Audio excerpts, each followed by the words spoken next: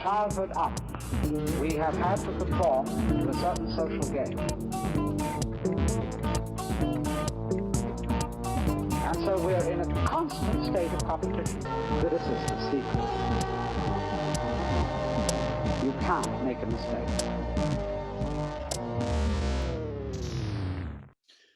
Welcome, everybody, to Friends of Failure. I'm your host, Sam, and this is my co-host, Megan. Heyo. Today, we have a fellow podcaster with us, Tati Garcia. How are you doing today? I'm doing great. How are you? I'm doing well. Thank you for asking. So I guess we should start, especially since brought up the whole podcast. You have a podcast of your own. Yeah. So my podcast is called Calmly Coping, and I help high achievers with high functioning anxiety, which I understand a lot of people might not know what that is yet, but just high achievers struggling with anxiety to feel more calm and happier in their lives and stop overthinking everything. That sounds that applies great. To most of my life. Yeah, I was like, and I'm gonna need to get your information so I can email you, and I'm gonna need your help. So you say high achievers, are we talking like athletes? Are we talking like business? Is it just anybody in general? Mm-hmm. Yeah, anybody. Typically, I work with like professionals, like corporate professionals or teachers or entrepreneurs. So it could be anybody who is like considers themselves to be like a high achiever and overachiever, because oftentimes those types of people will tend to put a lot of pressure on themselves, and then that can lead to, if you are constantly feeling as though you have these perfectionistic expectations and fear failure and fear uncertainty, that can lead to anxiety. And I know a lot of people know what anxiety is, which is like that fear of uncertainty and as though there's some sort of danger. When anxiety shows up in high achievers, it's sometimes hidden underneath because you might appear calm on the outside, you might appear confident, you might appear like you're successful and you have things together, but then there's the contrast with on the inside where you are struggling with like self-doubt and overthinking things and overworking. So I think it's something that a lot of people struggle with, but they might not necessarily know. They might feel like this is just the way that I am. So that's who I focus on, like helping and essentially like helping them to understand that you can be high achieving on the outside and feel calm from within. Mm-hmm. You don't have to feel that anxiety. Some people, they literally are like, you don't have to feel that way. And it's like, yeah, like you're actually not supposed to. And they're like, you're not. And then until they recognize it or learn, mechanisms to deal with it. Right. That's wild. I mean, I have met people that they work really hard. They have really high paying salaries, and they are probably the type of people you're talking about where they seem like they got it all together. They're super calm and they're like, I hate my life. And you're like, I'm sorry, what? And they're like, yeah, I hate all of this. But I can't stop. I'm too far in. Like, I'm not gonna quit, I think that's a good point, because that fear of quitting or failing or, not completing the task, and they have this huge high standard already, it's just kind of their personality, just makes the anxiety worse, right? Because they feel like there's no end to it. Do you see that kind of commonly, that people can't see an end or a way out? Yeah, absolutely. I think that a lot of times people have that fear that if they stop doing and stop working and stop putting so much pressure on themselves, then things are going to fall apart. Like they need to continue on this hamster wheel of doing things because they don't see any other way. And I think that a lot of times as well, people are often seeking external goals and like achievement or success, or like, when I make this amount of money, then I'll be happy. Or when I get this house, then I'll be happy, or some sort of external measure of success, when it's kind of that idea that like money doesn't buy happiness. But I think we're still conditioned to believe that it does in some way, like subconsciously. And so we feel like once I get to this point, then I will be happy. But that doesn't always happen. You know, if within you don't feel happy, like if you're not working on the way that you feel and the way that you think about things, then that point of success is just going to turn into the next thing. You know, then you're going to need even more money or even more success or clout or accomplishments or whatever it is. Yeah. Oh yeah. So there's a challenge out there called the 75 hard challenge. Have you heard of it? No. Okay, cool. It's just like a weird little challenge that's supposed to kind of take you out of your comfort zone, kind of take you out of the habits that you've developed, right? Because we all kind of end up on an autopilot where we're not thinking about it anymore. We're just doing it, right? And we do it with food and exercise and anything, I think. So what's strange to me is I have entered that part of my life where I am thinking about those things, right? Money isn't going to buy me happiness. It will make me more comfortable. And I'm sure I could afford traveling and events that would make me happier, right? Like more fulfilled. But ultimately, like you have the capability, I think we all do, to be happy in our situation, even if we are dealing with bad things or tough circumstances or whatever. The reason I brought up that 75 hard is that part of me and my brother did it together, but part of what we were doing is you follow a diet, right? So don't drink alcohol for 75 days and then try not to, you know, if you have like a I love candy bars, right? And so I treat myself to a candy bar every other day, whatever. You know, you're like, oh, that makes me happy. And the whole thing is like, hey, try cutting that out of your life for 75 days and see if you can be happy without it, right? So mine was hamburgers, and I have literally 6 days left, and I am at the point where I'm like, no, I'm pretty sure I need hamburgers to be happy. Like there's nothing that's gonna fill that void, right? No, I'm just kind of being funny, but I do think it's interesting because for whatever reason, some of us are raised to where we do think that money equates success or happiness or, you know, whatever. And I feel like some people don't handle it as well as soon as you go like, hey, you don't need to have money, right? Money isn't the answer. It's something that we use to survive and to be comfortable, but you don't have to have it. And then that question scares people of, well, then what am I supposed to do? Do you ever get that? I mean, obviously you're not telling people to quit their jobs, or probably not, right? Yeah. No, I mean, unless their job is like really making them unhappy.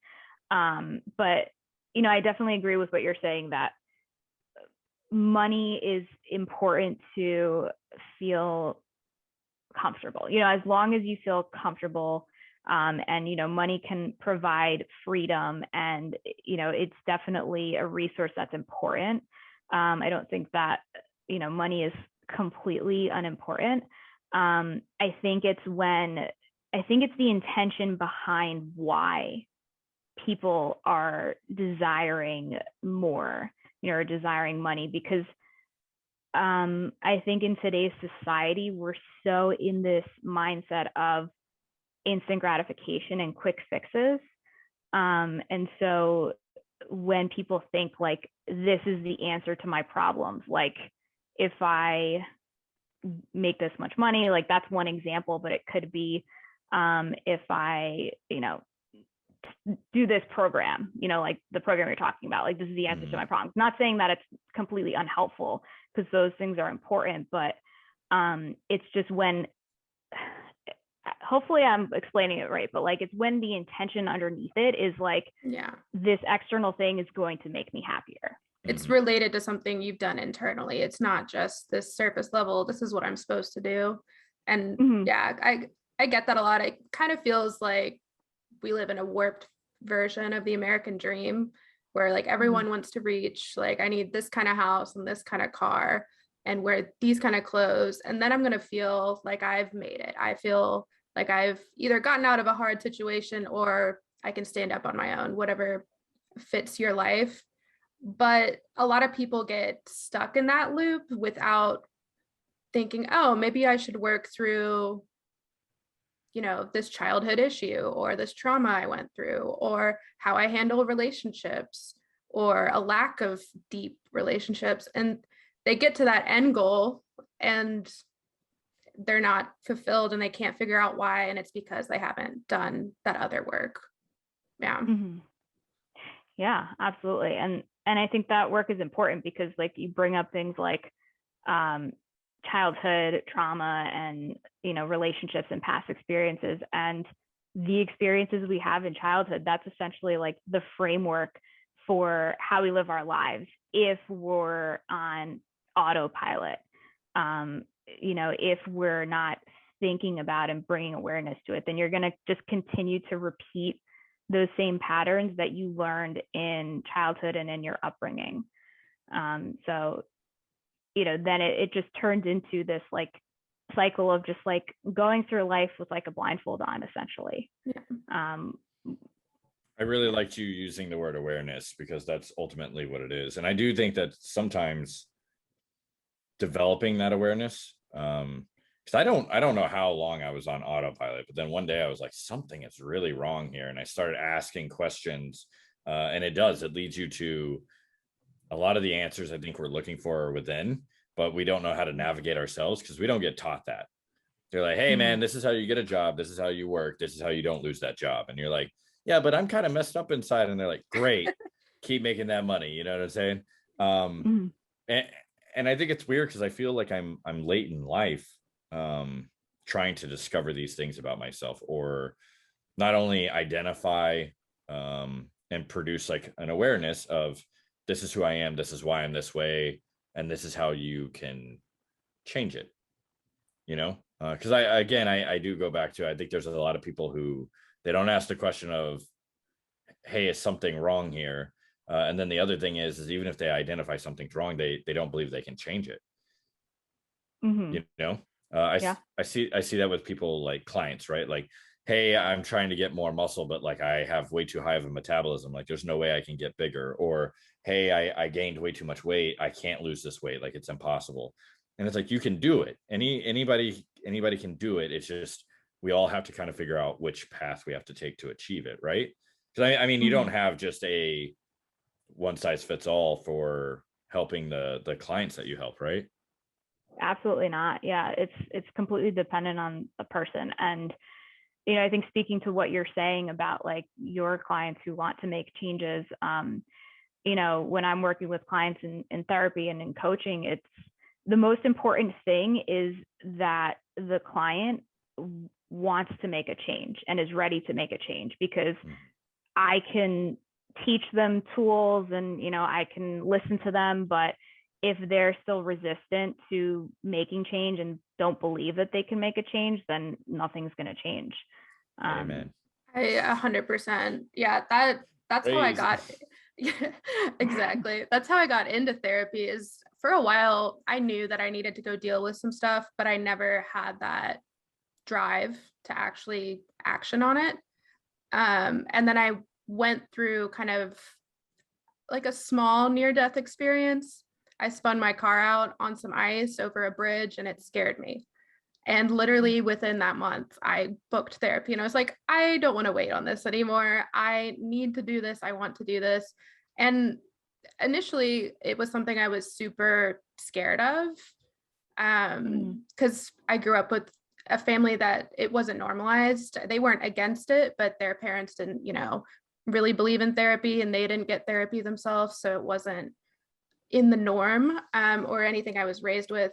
But once you have the drive of, I want to do this, I want to make this change, it's probably one of the best decisions and pieces of work that I've done. And I think a lot of people, on calling it a piece of work, they're not used to that, like that you have to put in an effort. You don't just go to therapy and talk about stuff and then you're all fixed. Like you have to work actively on small habitual changes or noticing things about yourself. And when you're working with clients, is there a point where like a switch kind of flicks on for them, or they start to make connections of, oh, all of this anxiety is building up from these certain points that I haven't dealt with? Yeah. Yeah, it can often be that way. And oh, Siri heard that. Sorry. that's good. Sometimes it can be that way. I don't know if it's necessarily like this kind of aha moment always.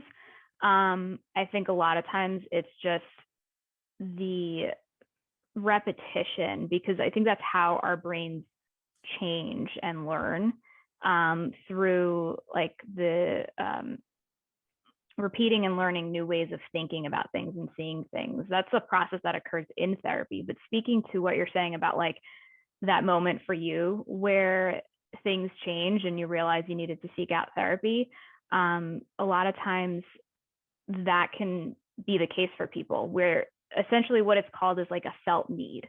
Like people need to have a felt need to change, because it's human nature to want to stay in the comfort zone, and to want to feel like just stable. And so even if your comfort zone is crappy, even if you're feeling anxious or depressed, if you're used to feeling that way and that's familiar to you, whether that's familiar to how you've felt in the recent past or in your upbringing,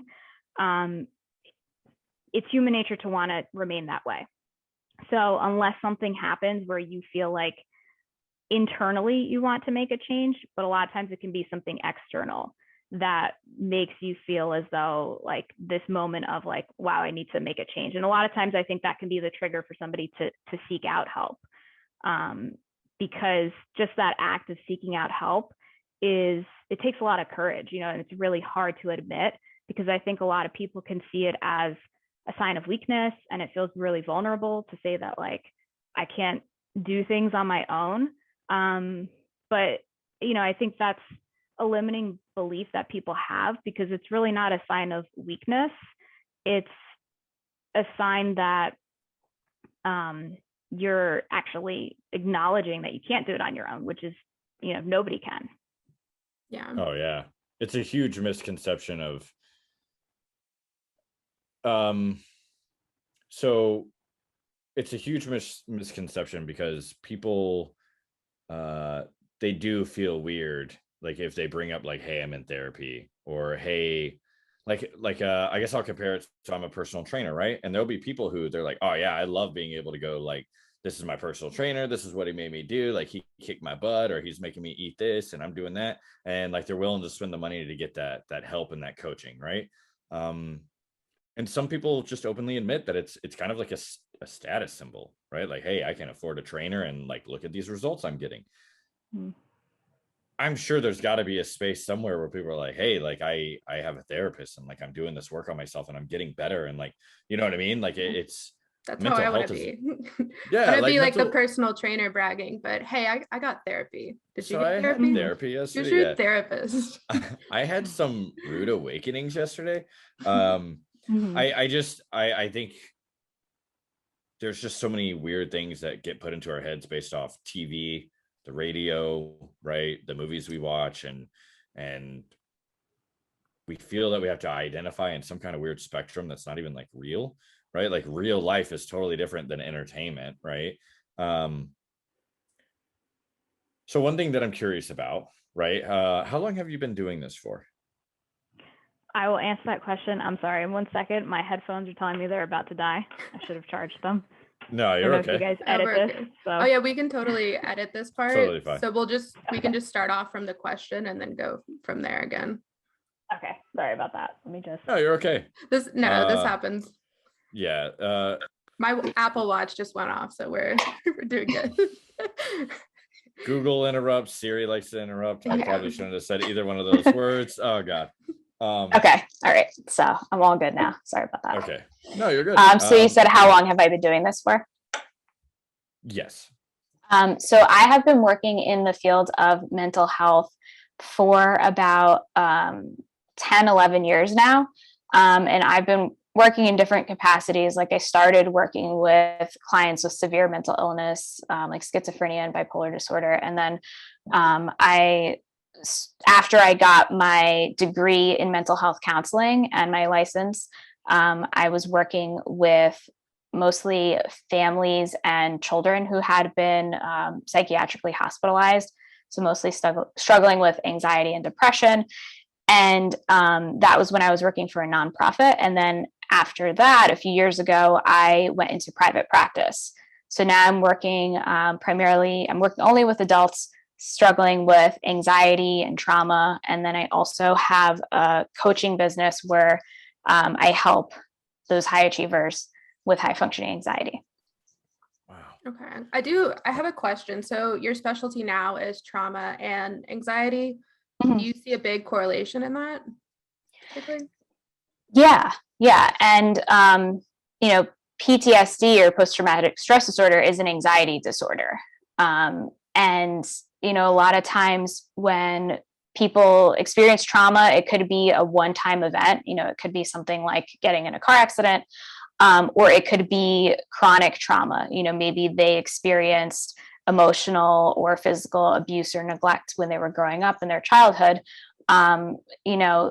Those are different types of trauma, but they can both result in anxiety because there's that fear of uncertainty, or especially when something is triggering in the present, or it's like a reminder of a past trauma that might bring up past emotions that you experienced during the trauma, because there's this saying that the body keeps the score, and so trauma is very physical.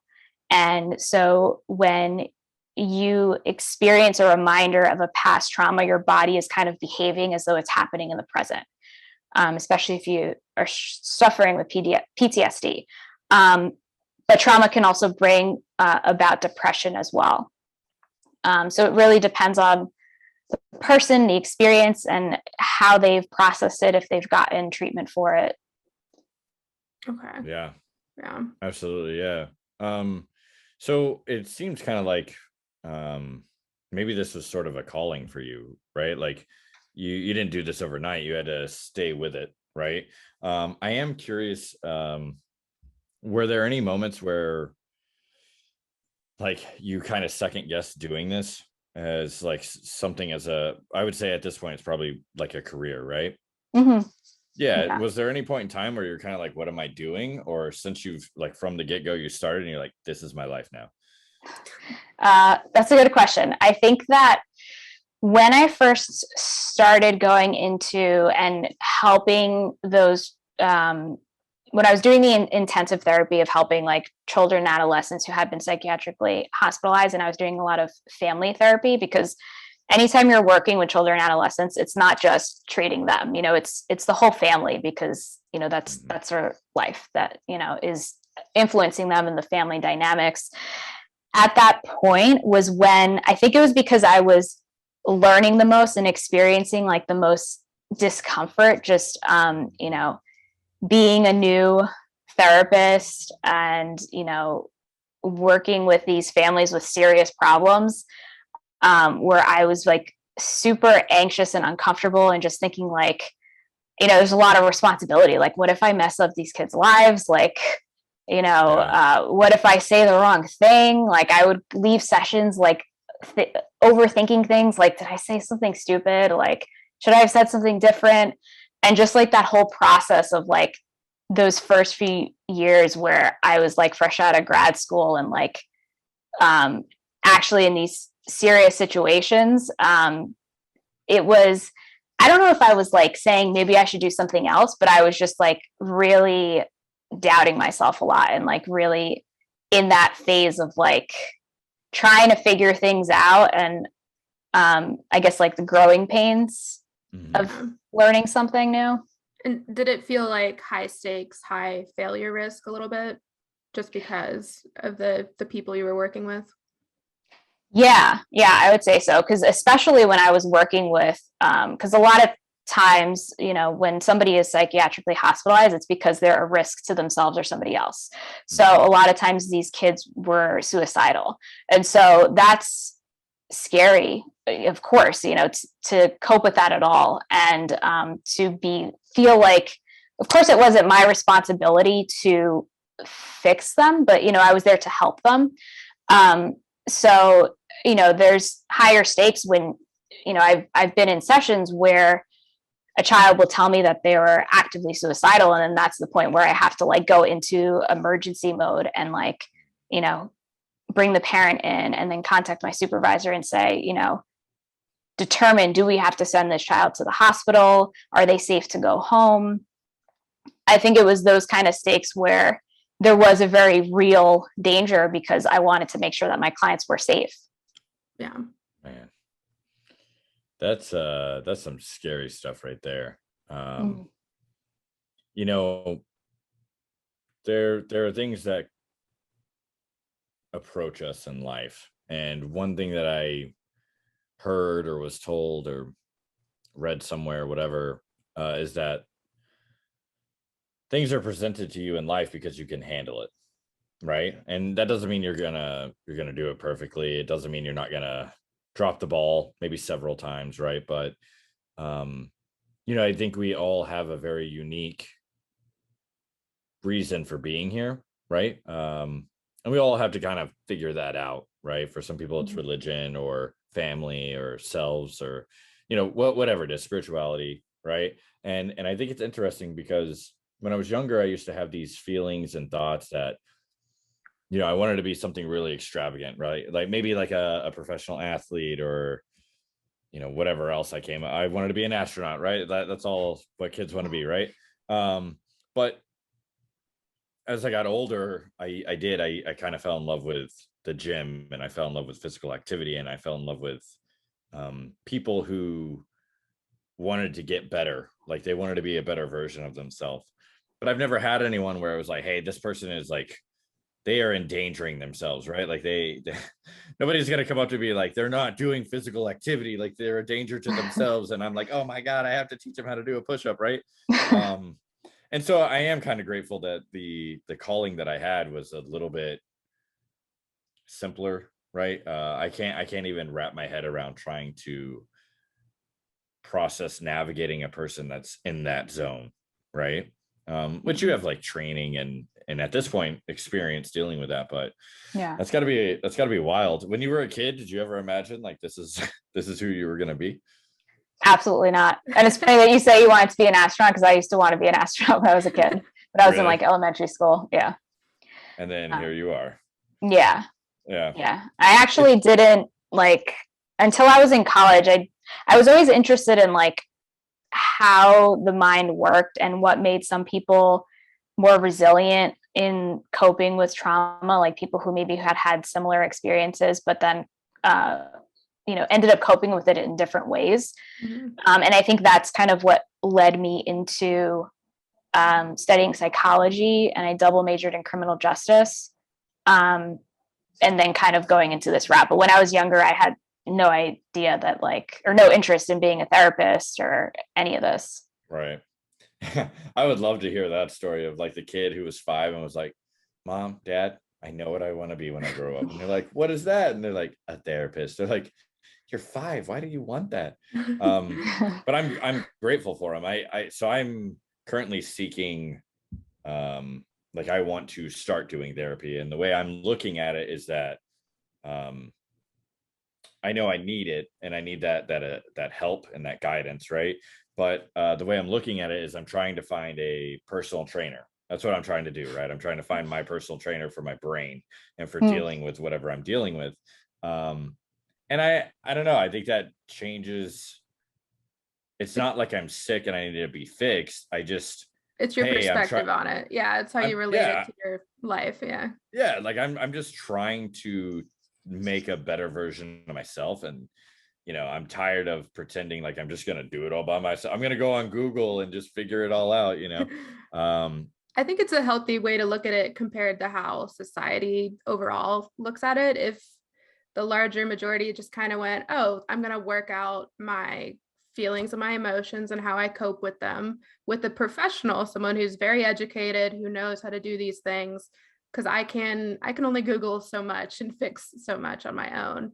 I think we're slowly getting there. I definitely know there's improvement compared to like when our parents grew up, where it was almost non-existent. And it was kind of going back to, it was only people who had severe issues that would go, where now I feel like our generation and younger, they're more into like, you should have regular therapy, even if you're completely level and you don't feel like you have crazy up and downs. It's just good to talk something out with a professional.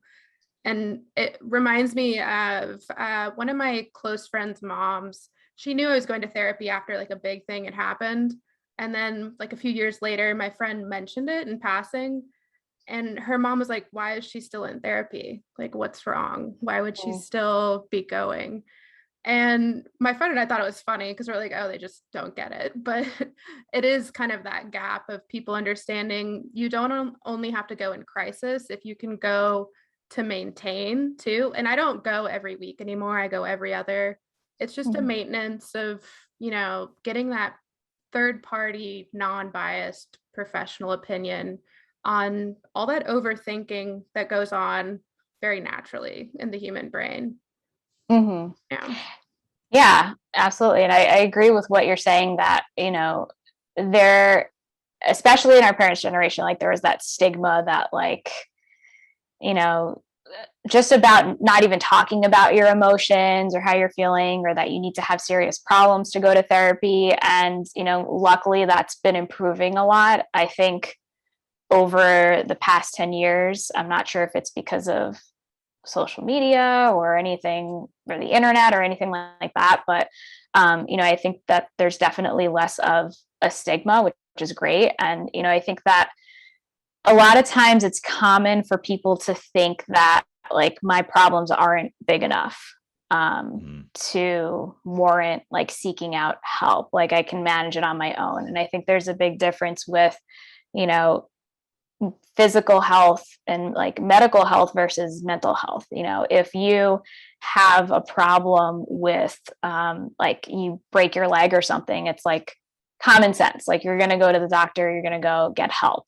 But if you know, let's say experience a significant loss of somebody, you know, somebody in your family dies or something, and you're feeling really depressed, like, you know, it might not be common knowledge for people. Not saying that everybody in that situation has to go to therapy, but like it's not as automatic that like, oh, I should go to therapy.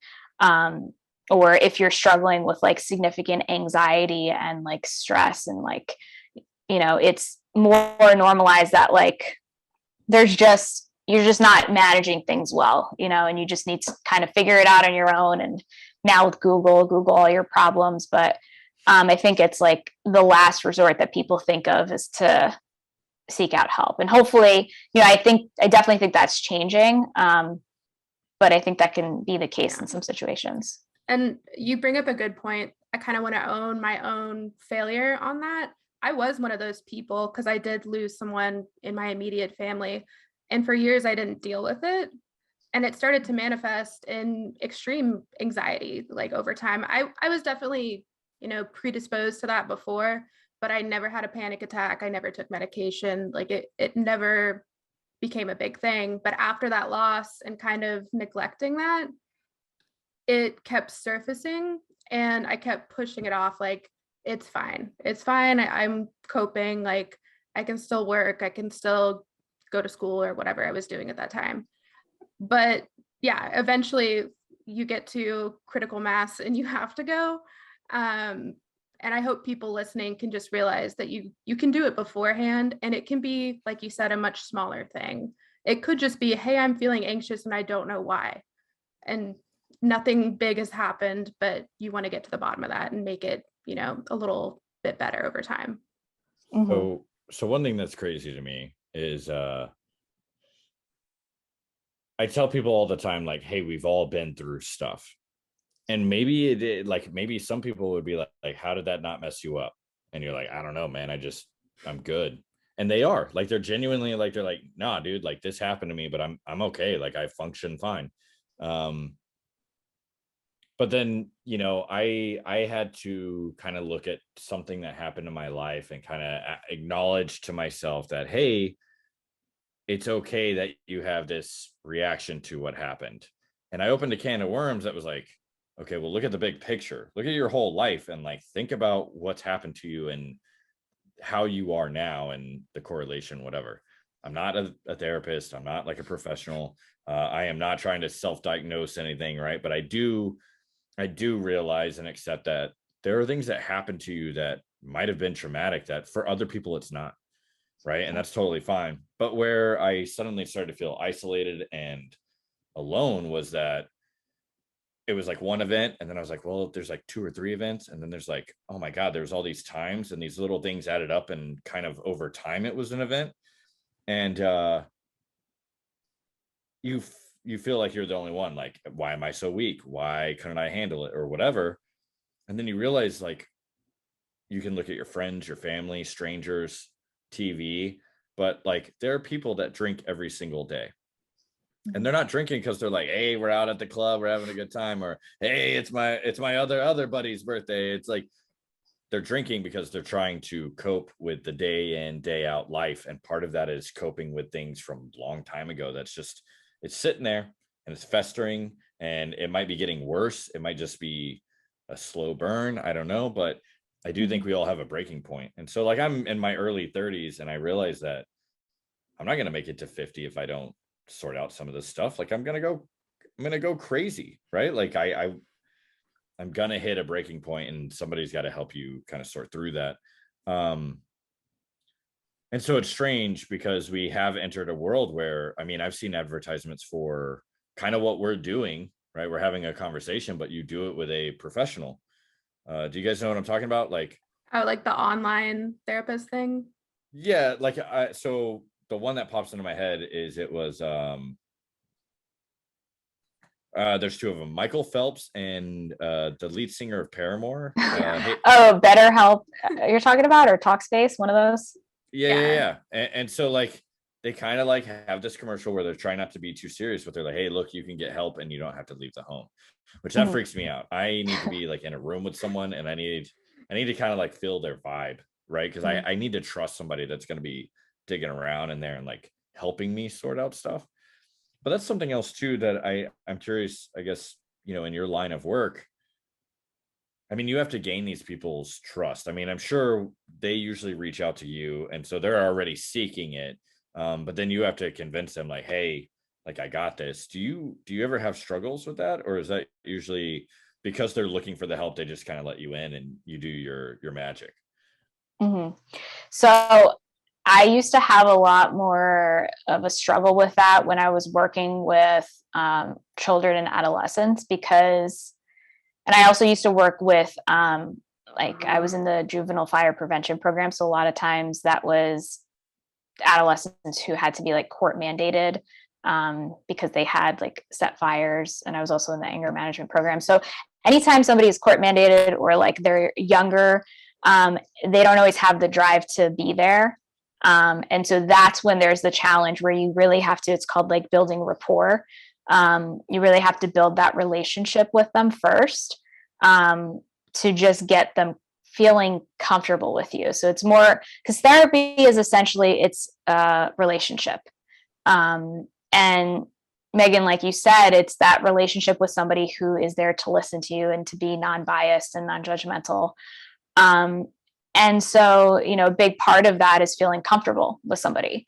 Now when people are like the people that I'm meeting with, they are reaching out to me and they're ready to make the change. So it's different, but there's still that level of, getting to know somebody before, I may ask like, or dig into deeper things. It's kind of, I think, like a gradual process of getting to know somebody the same way you might get to know somebody that you've just met for like a date or a friend. Of course, obviously I'm going to go deeper and ask serious questions up front. But there still is that process of like feeling comfortable. And, sometimes people, when they're trying to find a therapist or somebody to meet with, you might not feel comfortable with the person that you're meeting with. Like I've had people that have come to me and have said, like, I've had therapists in the past that I just didn't feel comfortable with, or, it didn't make a difference. And so, it might be just figuring out who you feel as though you can trust or who you're a good fit with. Like sometimes it's just the chemistry, I guess, or like the comfort level, so to speak. And 100%. It's a good point for anyone who's scared or they've had a bad experience, because when I initially went to get help, my first experience was not good. you never get super deep in the first conversation. It's very much like a touch base. This is what I want to talk about. But I did that. This is like the issues I want to do. And then she started crying. So it just set a weird tone for me. And I kind of put it on a back burner for like a month, but then I did find someone who got me to start opening up, and it felt like a safe space. And now the therapist I'm with, she can talk to me on any level and we're good. And even with her, when I'd had some experience and kind of got the vibe of what that relationship looked like, we did have to start over and, kind of build it up. And Sam, the first month you're in therapy, you won't get into the actual like meat of it. It's going to be kind of that feeling each other out and getting on the same wavelength. So what I'm picking up is that on day one, I have to take control of the situation, and I'm going to have to ask the question. They're going to be like, hey, how are you? And I'll be like, hey, I'm fine. What was the worst day of your life? And then let them open that door, and then I can just walk right in. Right. God, that's not the takeaway. No, yeah, obviously. And it is weird because the things that I feel that the things I usually need in my life are uncomfortable. It's the things that I want to stray away from, right? And so, whether that's something that feels fulfilling, right? Like I've brought up a couple of times on this podcast of like, there was one time I finally got the nerve to go, okay, I'm going to go do an open mic night for comedy. But I didn't prepare for it. I didn't have any plan. It was like midnight. There was like 3 people in the audience and a giant spotlight just shining on me. So I just, for about 10 minutes, just made myself look like an idiot. But I never let go of the fact that I want to go back and try again, because I think making people laugh is like an important thing, right? Like that's something I can do if I practice that skill. But it's super uncomfortable. Same thing with like going to therapy, right? Like I need, so like one thing in the gym world that I know I need stretching, but I'm going to need someone to stretch me because I don't have the attention span for it. I don't have the desire for it, right? Like that's why we get help, is because we have to eventually call ourselves out and be like, I don't know how to eat healthy. Like someone needs to teach me that. I don't know how to, sort out trauma. I don't know how it's okay not to know those things. I think a lot of people feel like, oh, I'm a failure because I can't do this on my own, whether it's the gym or therapy. But how would you? No one is a completely well-rounded person that knows every aspect of those deep inner workings. And yeah, I would never have figured it out without a professional. So I hope others can realize it's not a failure on your part. It's actually a win. Like it's a big win to be like, hey, I want to do better in this and I want to improve, and it pays off. So then my question is how many therapists have therapists? A lot of them do. Yeah. They have to, right? Because they've identified that it's a very beneficial thing, right? Mm-hmm. And you're required to go to therapy when you're in school for that, right? It's part of most coursework. In my school, it wasn't required. I mean, I did go to therapy, but it wasn't something that like they required or. Okay. I have a friend who is a trauma therapist as well. And she said they were required to do, I think like 10 or 12 sessions before they could graduate. Yeah. But she still goes to a therapist as well while being a therapist. It just kind of, it's full circle. They can't fix their own problems completely unbiased, even though they have all the skills and knowledge. Sure. Yeah. Because it's hard to look in like that. Yeah, we all have our own blind spots, definitely. Mm-hmm. Not me. No, I'm perfect. I got it all figured out, guys. It's such an interesting thing to talk about, because one, I don't have that experience yet, right? But Megan does, and then of course you're in that world. Whenever you're in a world that you're in, right? So obviously this is how you kind of make your living, but you have a goal of helping people, right? And so you do it through a podcast, you do it through, I guess, like your work, right? People reach out to you and they're like, hey, this is my issue, and you go, okay, this is how we're going to do it. Do you have to like write out a plan for for people and they have like homework that they have to work on, or is it they meet with you multiple times during the week and you work through stuff together? Like, do you do exercises or? So when it comes to, I have two different ways of working with people. So I have my therapy practice and I also have my coaching practice. So with therapy, I typically meet with them once a week and we identify a treatment plan with like their goals and what they want to work on. And I will give them, depending on, where they are in treatment and how they're doing, like I'll give them homework assignments over the week. And then, it depends on, it's really flexible depending on like where they are and what they're working on and what their goals are.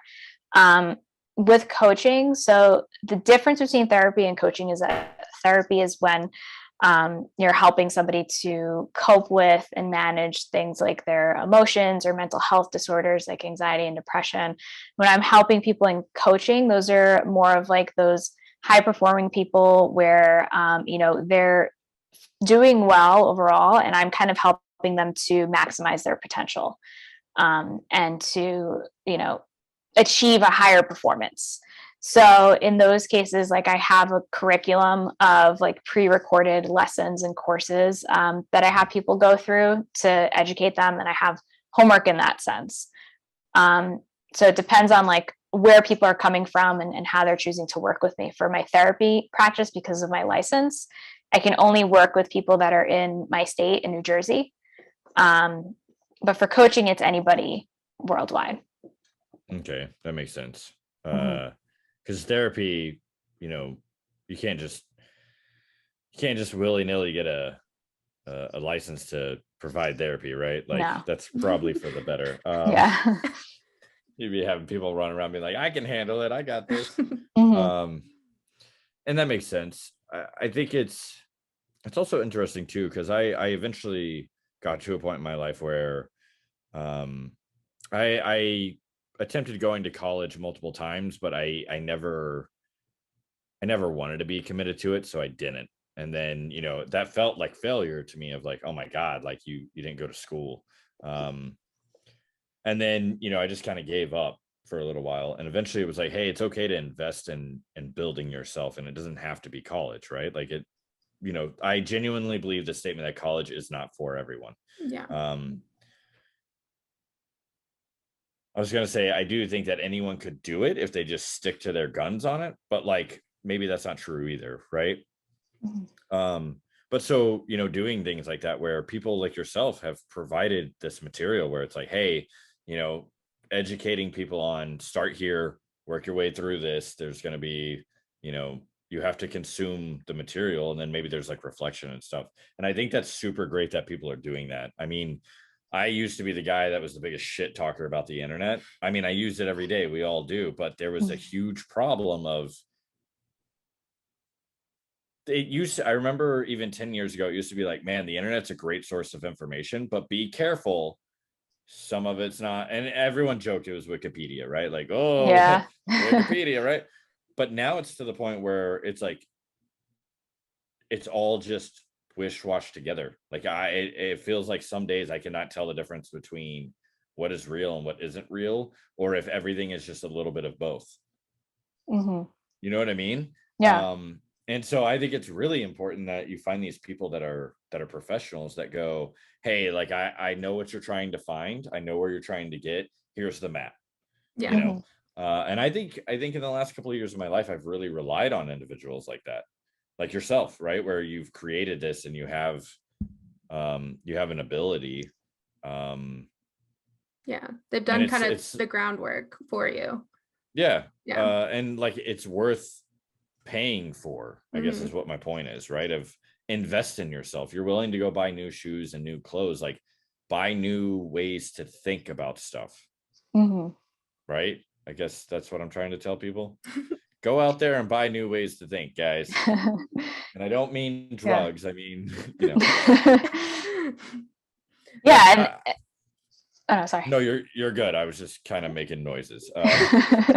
Well, you both have brought up like that fear of reaching out for help. And I think another part of that makes it harder, that, you know, it's admitting, people have to admit in a way that they feel like they have to admit, like, oh, there's something wrong with me. Like, you know, there's something wrong with me that I can't figure it out on my own, and I need professional help. And I think that really pulls on a lot of people's fear of not being good enough, that we have, that can be driving behaviors and driving, you know, the fear of failure, and a lot more, you know, a lot of insecurities. And so I think because a lot of people have that fear of not being good enough, like, you know, there's something wrong with me, or, you know, I'm not funny enough or attractive enough or smart enough, then, you know, admitting that there could be, and I say this with like air quotes, like there could be something wrong, because it's not that there's something wrong, but it's that fear that people have, if that makes sense. Yeah.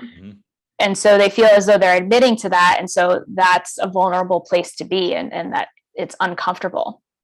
But the reality is that there's nothing wrong with anybody who, you know, wants to seek out therapy, or in general, you know, because everybody's imperfect. You know, everybody has their insecurities, and it doesn't mean that there's something wrong with you. It just means that you're human. Yeah. Yeah, if you were perfect, there'd be something wrong, right? Yeah, that'd be even scarier, in my opinion. Yeah. All of a sudden, you start to figure out you're a robot, and you don't know what to do now. Yeah. No, I think a lot of people could appreciate what you just said.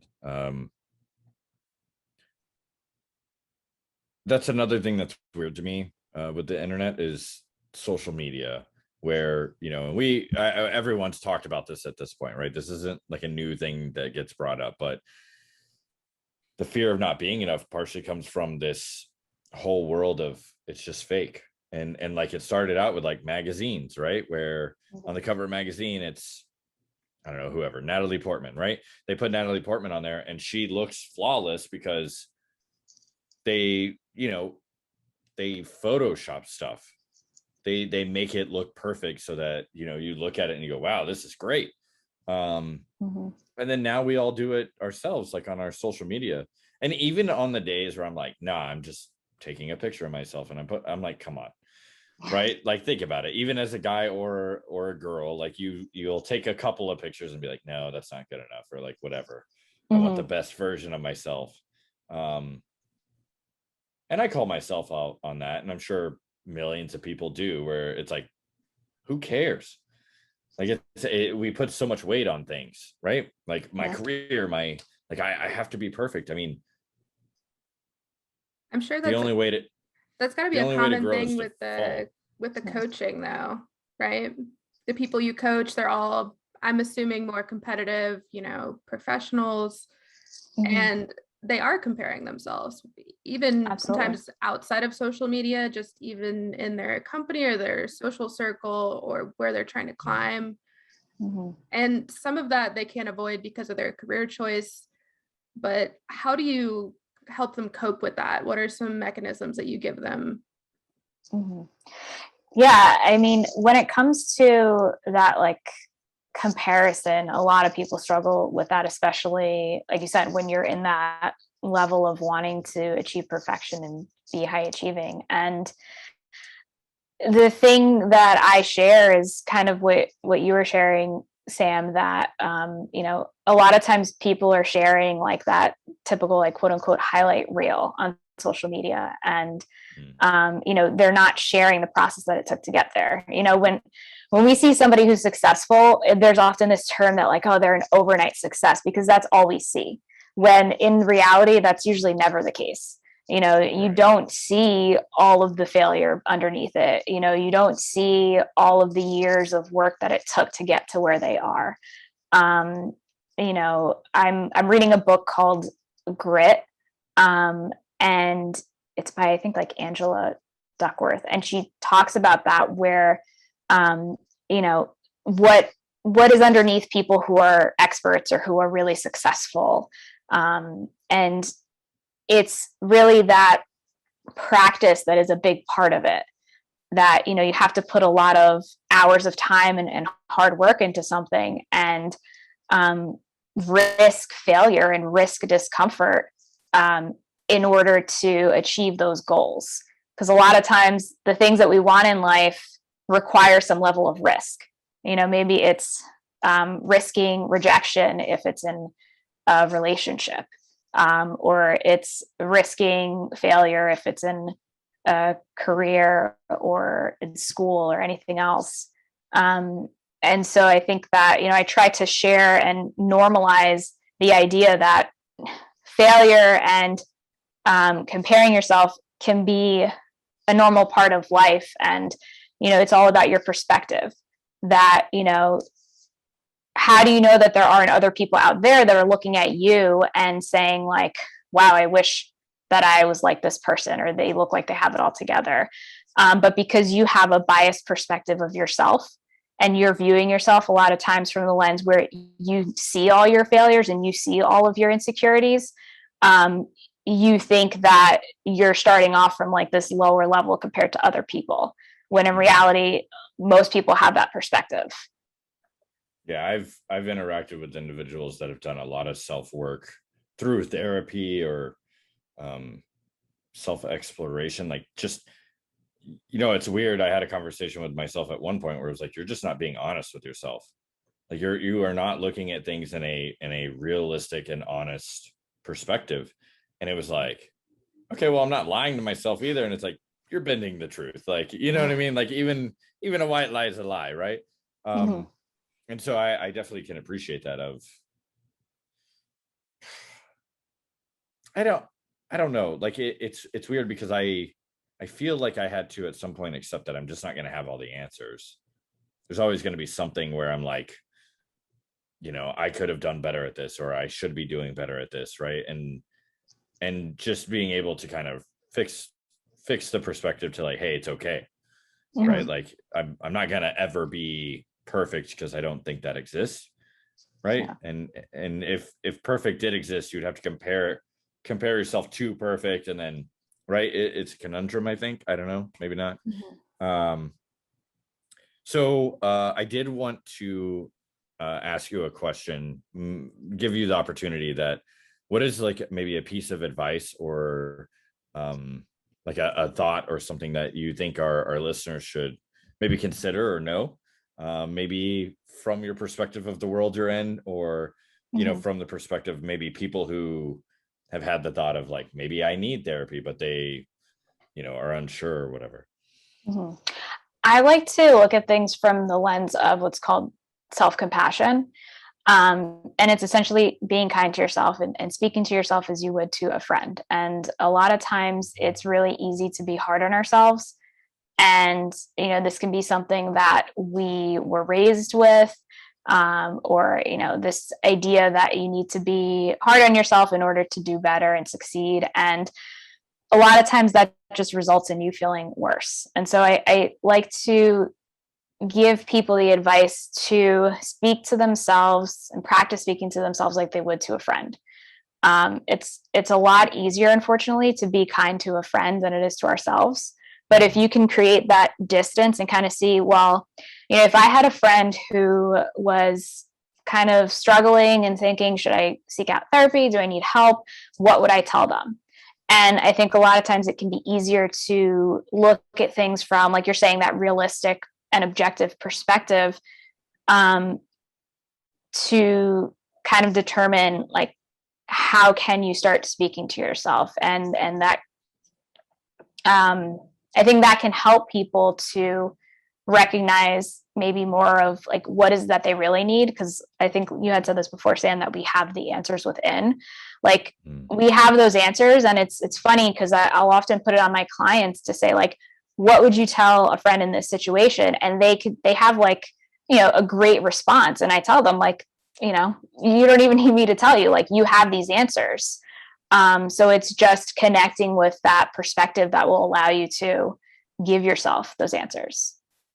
I know that's kind of a long-winded way of saying that's that, great. It makes total sense. Yeah.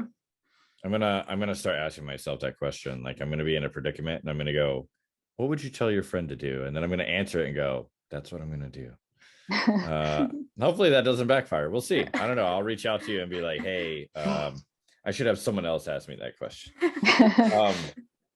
No, that's great. And, you know, it does seem strange sometimes, like saying that out loud or telling people that you have the answer inside. It's within you, right? Like you're asking the question or being asked a question because you have the answer, right time, right place kind of thing. I think everything kind of happens for a reason, you know, cosmos, all that stuff. Well, I've really enjoyed having you here today. We have hit the point where Megan's got to talk about social media. I've never heard of this before. We've never talked about it. Definitely not. There's like something about 2008 Facebook. Something like that. Gosh.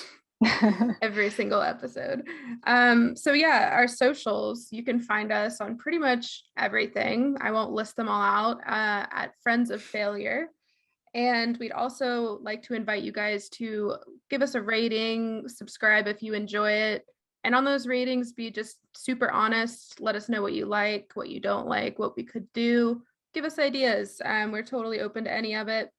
And we are on YouTube. If you're listening on audio, you can see our lovely faces. And the favorite part of probably both of us, we are requesting your failures. These can be you know, deep, meaningful stories, or just something funny to kind of lighten the subject a little bit.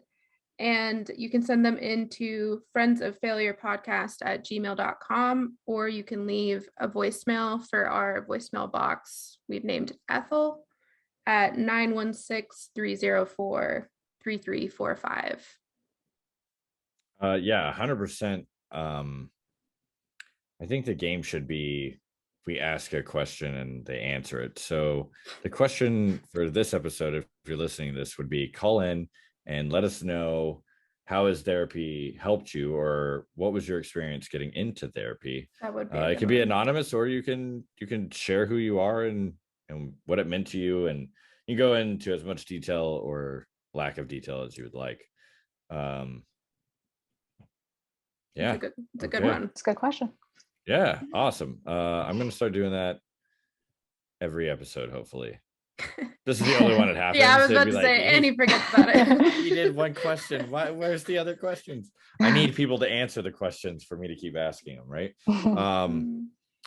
Hey, thank you again for being on the show. This was awesome. Thanks for having me. It was great. Yeah. It's always nice, right? Like, it's such a wide variety of people that come on the show, and being able to pull from all these different experiences, I think not only helps me grow, probably Megan grow as well, but I hope that our listeners are able to gain new thoughts and ideas of maybe the direction they want to go, you know? I don't know. It's crazy. It's awesome. And it was a great conversation. Definitely. Yeah. We will also just want to call out all of Tati's socials, her website, her platform. You can find it on our pages. 100%. Yeah, go check her out. And then, of course, last but not least, we'd love to leave you with our final quote, and that is, life is happening for you, not to you. So go out there and fail.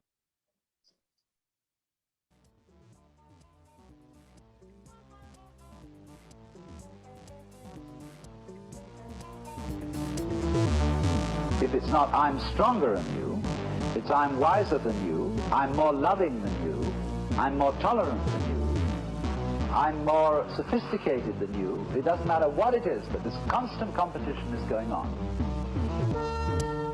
This is the secret.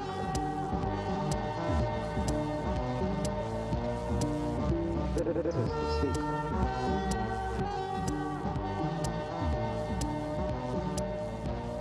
You can't make a mistake.